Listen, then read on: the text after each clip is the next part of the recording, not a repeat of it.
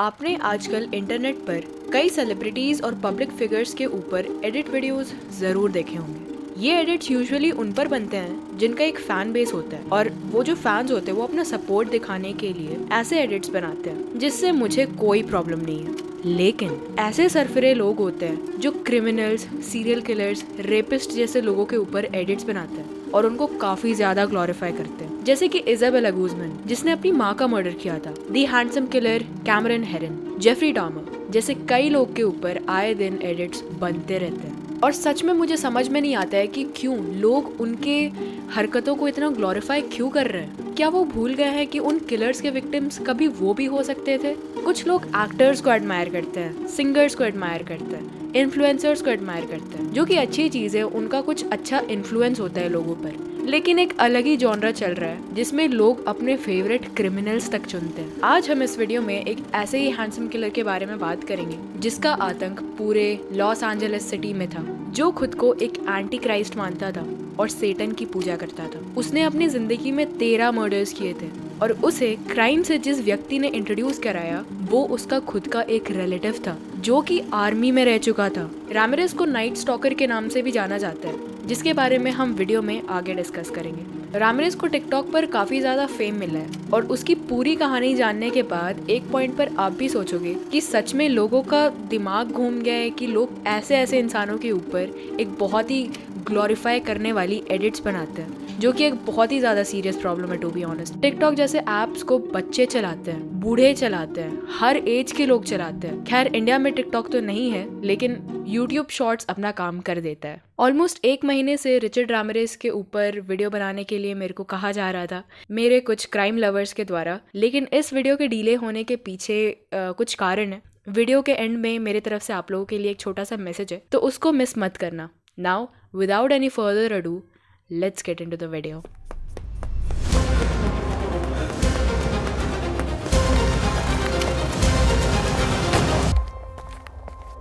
रिकार्डो Leyva Munoz Ramirez AKA Richard Ramirez का जन्म 28 फरवरी 1960 El Paso Texas में हुआ था। रिचर्ड के माता पिता मैक्सिकन थे। उसके पिता एक मैक्सिकन पुलिसमैन रह चुके थे और बाद में चल करके उन्होंने कुछ छोटी जॉब्स लेकर के घर को चलाना प्रेफर किया, लेकिन उसके साथ साथ वो काफी ज्यादा अल्कोहलिक भी थे और वो अपनी पत्नी और अपने बच्चों के प्रति काफी ज्यादा अब्यूजिव थे और वायलेंट भी। रिचर्ड का जो बैकग्राउंड था वो काफी ज्यादा टॉक्सिक था, जिसके कारण रिचर्ड सिर्फ 10 साल की उम्र से ही मैरिजुआना और अल्कोहल कंज्यूम करता था। रिचर्ड के 5 भाई बहन थे, जिसमें वो सबसे छोटा था। वो काफी ही यंग एज से एंगर इश्यूज, हाइपर सेक्सुअलिटी और एपिलेप्सी जैसी चीजों से डील कर रहा था। रिचर्ड अपने कजन मिगेल माइक रामिरेज से काफी ज्यादा इन्फ्लुएंस्ड था, जो कि आर्मी में रह चुका था। उसका बॉन्ड अपने कजन के साथ बहुत ही अच्छा था। अमेरिका और वियतनाम वॉर के दौरान मिगेल आर्मी में था, जिस टाइम पर उसने वियतनामीज औरतों के साथ बहुत बुरा किया था। उसने कई वियतनामीज औरतों का रेप किया था, उनका मर्डर किया था, उनके बॉडी को डिसमेंबर किया था, यहाँ तक कि उनके बॉडी को डिकैपिटेट भी कर दिया था। और यही नहीं, उसने अपने इन क्राइम्स को डॉक्यूमेंट भी किया था। उसके पास एक पोलरॉइड कैमरा हुआ करता था, जिसके थ्रू उसने वो सारी फोटोज क्लिक भी की थी और वो बहुत ही ज्यादा शो ऑफ करता था कि उसे कितना प्राउड है ये सब करके। मिगेल वियतनामीज वॉर के दौरान की कई सारी ऐसी डिस्टर्बिंग कहानियां रिचर्ड को सुनाया करता था। इस टाइम पर रिचर्ड सिर्फ 12 साल का था और उसे ये सारी चीजें धीरे धीरे फैसिनेट करने लगी थी। मिगेल रिचर्ड को कई सारे मिलिट्री स्किल्स भी सिखाया करता था, जैसे कि कैसे लोगों को मारा जाता है, अंधेरे में कैसे छुपा जाता है, रात के टाइम कैसे अकेले सरवाइव करना होता है। इस टाइम पर रिचर्ड के पिता का बिहेवियर अपने बच्चों और अपनी वाइफ के प्रति और बढ़ता जा रहा था, जिससे बचने के लिए रिचर्ड अक्सर सिमेट्री में तक सोया करता था। मई 4, 1973 रिचर्ड अपने कजन मिगेल के घर गया था। मिगेल उस टाइम पर अपनी वाइफ के साथ रह रहा था, जिसका नाम जेसी था। कुछ टाइम बाद अचानक से मिगेल और उसकी वाइफ जेसी के बीच में एक हीटेड आर्ग्यूमेंट शुरू हो गया और कुछ ही देर में वो आर्ग्यूमेंट वायलेंट हो गया। जैसा कि मैंने आपको पहले बताया था कि मिगेल आर्मी में रह चुका था, उसके पास वेपन्स थे। उन दोनों के बीच में आर्ग्यूमेंट इतना बढ़ गया कि मिगेल ने अपनी एक हैंडगन की मदद से अपनी वाइफ को सर पर शूट कर दिया। ये पूरा सीन रिचर्ड के सामने हो रहा था। रिचर्ड ने ये सब होते हुए अपनी आंखों के सामने देखा। रिचर्ड उस टाइम सिर्फ 13 साल का था। ये सिनारियो देखने के बाद वो काफी शांत रहने लगा था और किसी से जल्दी बात नहीं करता था। रिचर्ड ने बहुत ही यंग एज में ही ये सारी चीजें देख रखी थी। उसके कजन ने काफी डिस्टर्बिंग कहानियां उसे सुना रखी थी। और उसके बाद क्योंकि मिगेल पहले आर्मी में था और वॉर के दौरान उसने बहुत सारी चीज़ें देखी थी।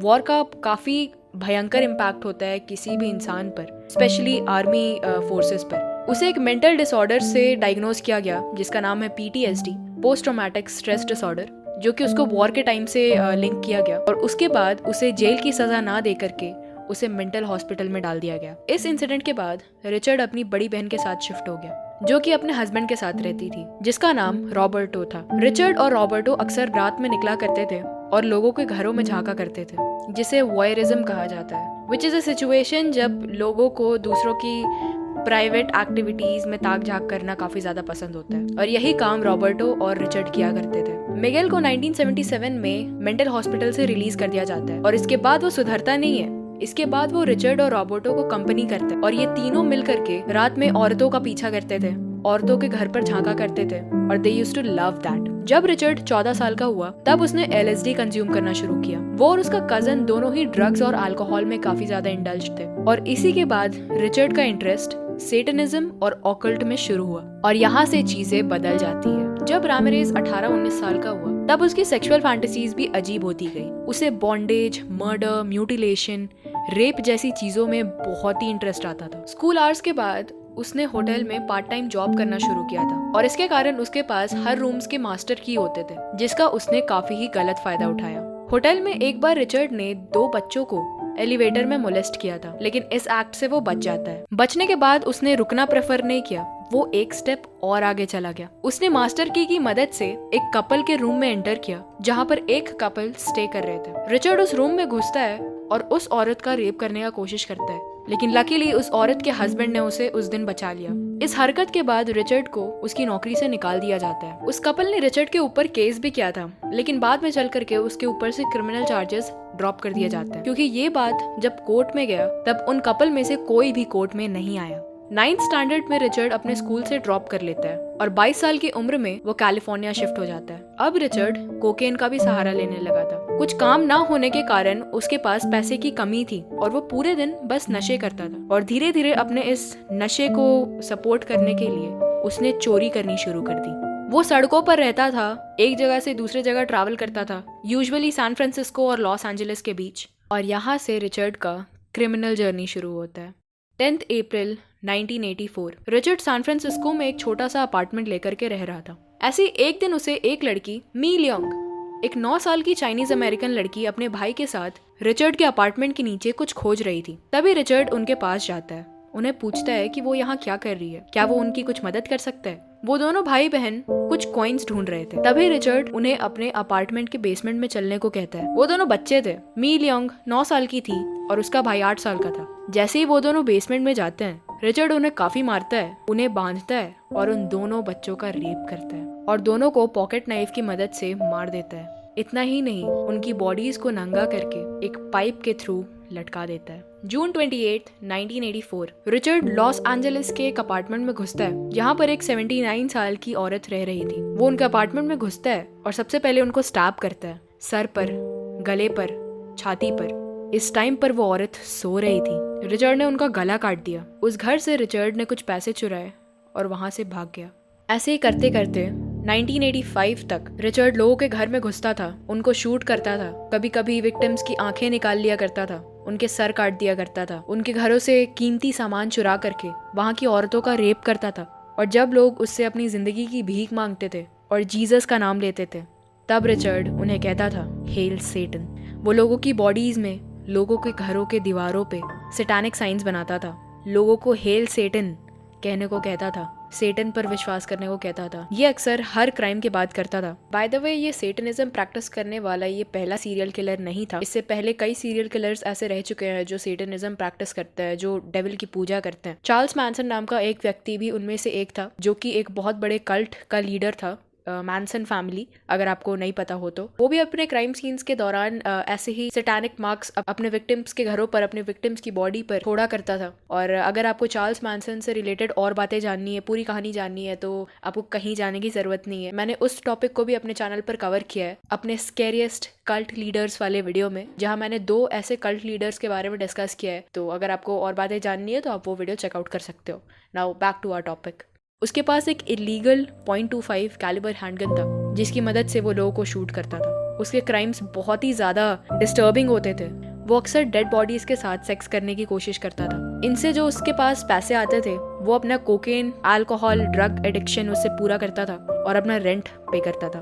उसके कई विक्टिम्स मर जाते थे लेकिन कई ऐसे भी थे जो लकीली जिंदा बच गए। रिचर्ड जो था वो काफी दूर डिस्टेंसेस ट्रैवल करता था इन क्राइम्स को कमिट करने के लिए। ये काम रामिरेज एक चुराई गई टोयोटा की मदद से करता था। वो एक ही जगह ये सारे क्राइम्स नहीं करता था, वो अलग अलग जा करके ये सारे क्राइम्स करता था। उसका एक पैटर्न बन चुका था, लोगों के घर में घुसना, लोगों को मारना, औरतों का रेप करना, उनको जान से मारना और उसके बाद फिर वहां से कीमती सामान चोरी करके भाग जाना। उसे लग रहा था कि वो काफी ज्यादा चालाक है, उसे कोई नहीं पकड़ने पाएगा क्योंकि वो अलग अलग जगह जा करके ऐसे क्राइम्स कर रहा था। एक परफेक्ट क्राइम कमिट करने के लिए इम्परफेक्शन चाहिए। रिचर्ड के फुटप्रिंट्स, थंबप्रिंट्स, फिंगरप्रिंट्स क्राइम सीन से ले लिए जाते थे और पुलिस को भी पता चल गया था कि ये जितने भी क्राइम्स कमिट हो रहे हैं वो कोई एक ही इंसान कर रहा है। अब एक दिन पुलिस वालों को एक टोयोटा गाड़ी रास्ते पर ऐसे अबैंडन मिली जो कि ऑफ कोर्स चुराई हुई थी और क्राइम सीन से लिए गए सैंपल और इस गाड़ी के सैंपल को मैच करने के बाद ये कंफर्म हो गया कि इन सारे क्राइम्स के पीछे रिचर्ड रामिरेज है। रामिरेज का कहर सैन फ्रांसिस्को, लॉस एंजलिस में फैल चुका था। लोग काफी ज्यादा सतर्क हो गए थे। लोग रात में निकलना प्रेफर नहीं करते थे क्योंकि उन्हें लग रहा था कि कभी भी एक व्यक्ति उनके घर पर घुस करके उनकी जान ले सकता है। रामिरेज के पोस्टर जगह जगह पर सड़कों पर लगाए हुए थे। अगस्त 30, 1985 रामिरेज एरिजोना के टक्सन शहर से एक बस लेता है। वो अपने भाई से मिलने के लिए जा रहा था, इस बात से अनजान कि उसका पता लगा लिया गया है। पुलिस को पता चल गया है कि वो रिचर्ड रामिरेज ही है जो ये सारे क्राइम्स कमिट कर रहा है। लोगों को उसका चेहरा पता था, सड़कों पर उसके पोस्टर्स लगे थे, टीवी, न्यूज़पेपर, हर जगह इसको कवर किया गया था। रिचर्ड अपने भाई के घर पहुंचता है लेकिन उसका भाई वहां पर नहीं था। वहां से रिचर्ड वापस लॉस एंजलिस आ जाता है। वो बस पकड़ने के लिए जा ही रहा था कि कुछ औरतों ने उसको देख करके जोर से चिल्लाया, एल मैटाडोर, जिसका मतलब होता है द किलर। उसने नोटिस किया कि उसके पोस्टर्स हर जगह लगे हैं। वो वहां से भागना शुरू करता है। उसे पास में एक फोर्ड मस्टैंग दिखती है। वो उसे चुराने की कोशिश करता है लेकिन उस गाड़ी का मालिक उसे पकड़ लेता है। वो वहां से जैसे तैसे छूट करके वापस से भागता है। वो दूसरी गाड़ी के पास जाता है जो कि एक कपल की थी। वो उस औरत से चाबी लेने की कोशिश करता है लेकिन तभी उस औरत का आदमी ये सब होते हुए देख लेता है और उसका सर पकड़ करके फेंस पोस्ट पर मारता है। रिचर्ड जमीन पर गिर जाता है और कई लोग उसे घेर लेते हैं और उसे मारना शुरू करते हैं। पुलिस को बुलाया जाता है। रिचर्ड को इस टाइम पर बहुत मार पड़ चुकी थी और वो कुछ भी नहीं कर पाया क्योंकि अभी उसके पास कोई भी वेपन्स नहीं थे और फिर रामिरेज को फाइनली अरेस्ट कर लिया जाता है। He had no remorse. उसको अपने हरकतों पर बिल्कुल भी पछतावा नहीं था। कोर्ट में उसने अपने हाथ में एक पेंटाग्राम बनाया था और उसे वो कैमरे की तरफ दिखा करके जोर से चिल्लाता है, हेल सेटन। जब रिचर्ड सेल में था तब वो ऐसा कुछ प्लान कर रहा था कि वो अपने प्रोसिक्यूटर को एक गन से मार देगा कोर्ट में, लेकिन ये बातें जेल के अधिकारी सुन लेते हैं और अगले ट्रायल के समय एक मेटल डिटेक्टर कोर्ट में लगाया जाता है और जितने भी लोग उस दिन कोर्ट के अंदर आते हैं वो मेटल डिटेक्शन के थ्रू होके आते हैं। सितंबर 20, 1989 को रामिरेज के ऊपर 43 चार्जेस लगाए जाते हैं, 13 मर्डर के, 5 अटेम्प्टेड मर्डर के, 11 सेक्सुअल असॉल्ट्स के और 14 चोरी के। ट्रायल के दौरान उसे डेथ सेंटेंस दी जाती है। नवंबर 7, 1989 को उसे कैलिफोर्निया के गैस चेंबर से मारने का फैसला किया जाता है। उसे अब तक कोई रिमोर्स नहीं था, उसे अब तक कोई गिल्ट नहीं था। वो इनफैक्ट रिपोर्टर्स की तरफ देखकर ये स्टेटमेंट पास करते हैं, big deal, death always went with the territory, see you in Disneyland. Trial के दौरान रामिरेज को कई सारे फैन लेटर्स आते हैं। मतलब जो मैंने वीडियो के शुरुआत में जो बातें कही थी कि लोग अक्सर ऐसे लोगों को ग्लोरीफाई करते हैं, उसके फैन फॉलोइंग तब के टाइम से थे। जब रामिरेज जेल में था तब उसने एक लियोय नाम की लड़की को प्रपोज किया था। उन्होंने शादी कर ली थी प्रिजन में ही, लेकिन फिर उन्होंने रिश्ता तोड़ दिया कुछ सालों बाद क्योंकि डीएनए टेस्टिंग के दौरान जो 9 साल की मी लियोंग थी उसका डीएनए रिचर्ड के साथ मैच हो गया था और ये जान करके लियोय बिल्कुल भी खुश नहीं थी। 2013 में रामिरेज एक बार फिर से 23 साल की औरत के साथ एंगेजमेंट करता है जेल में ही। रामिरेज का एग्जीक्यूशन कैलिफोर्निया के गैस चेंबर की मदद से होना था, लेकिन उसे लिम्फोमा और हेपेटाइटिस सी जैसी बीमारियां थी जो कि उसके ड्रग एडिक्शन के कारण हुई थी, जिसके कारण कई दिनों से रामिरेज को अस्पताल में रखा गया था। लेकिन जून 7, 2013 को रामिरेज की हॉस्पिटल में डेथ हो जाती है। His end was nothing close to what he did to people and that was the end of Richard Ramirez case. इससे रिलेटेड कई सारे कंस्पिरेसीज हैं, कई सारे र्यूमर्स हैं जो कि मैं इस वीडियो में नहीं डिस्कस करना प्रेफर करूंगी क्योंकि उसमें कोई बेस नहीं है उन सारी बातों पर। करने को मैं कर सकती हूँ वीडियो का लेंथ लंबा करने के लिए, वॉच टाइम बढ़ाने के लिए, लेकिन मैं फालतू के इन्फॉर्मेशन दे करके आपका टाइम वेस्ट नहीं करना चाहती हूँ। वीडियो के शुरुआत में मैंने आपको बोला था कि वीडियो के एंड में एक मैसेज है मेरा आप लोगों के लिए, तो वो ये है कि लोग अक्सर मुझे सजेस्ट करते हैं कुछ टॉपिक्स बनाने के लिए, क्योंकि मैं उन्हें कहती हूँ अपने वीडियोस में कि अपने सजेशंस कमेंट सेक्शन में डालें। And thank you very much कि आप अपने सजेशंस कमेंट सेक्शन में डालते हो। मेरे को बहुत अच्छा लगता है देख करके कि आपको मेरी एक्सप्लेनेशन समझ में आती है, अच्छी लगती है, इसीलिए आप और देखना चाहते हो। उसके लिए बहुत बहुत बहुत शुक्रिया। अब एक चीज़ ये है ना कि मैं अपने वीडियोज़ को स्केड्यूल करती हूँ। अभी फ्यूचर में 1-2 वीडियोज़ और आने वाले हैं जो कि बन रखे हैं, तो जो भी आप सजेस्ट करोगे किसी भी वीडियो में तो वो मैं अचानक से नहीं अपलोड कर सकती हूँ, क्योंकि मैंने कुछ वीडियो स्केड्यूल कर रखे होते हैं ऑलरेडी। ऐसा ना हो कि आप मेरी वीडियो के वेट में हो और मैं वीडियो ना डालूं, डिले कर दूं, तो वो करके मैं आपको डिसअपॉइंट नहीं करना चाहती हूँ। I hope you get my point, मैं क्या कहना चाहती हूँ। तो ऐसा नहीं है कि मैं आपके मैसेजेस इग्नोर कर देती हूँ या आपके सजेशंस नहीं देखती हूँ। मैं अगर अपने वीडियो में कुछ गलत बोल देती हूँ या अगर मुझसे कुछ पॉइंट्स छूट जाते हैं और अगर आपको वो पॉइंट्स पता है तो वो भी मेरे को कमेंट करके बताया करो, ताकि मैं वो चीज़ अपने नेक्स्ट वीडियो में इंप्रूव कर पाऊँ। तो यही मैसेज था। इसी के साथ if you like this video give it a thumbs up. With that said I will see you in my next video then. Bye bye.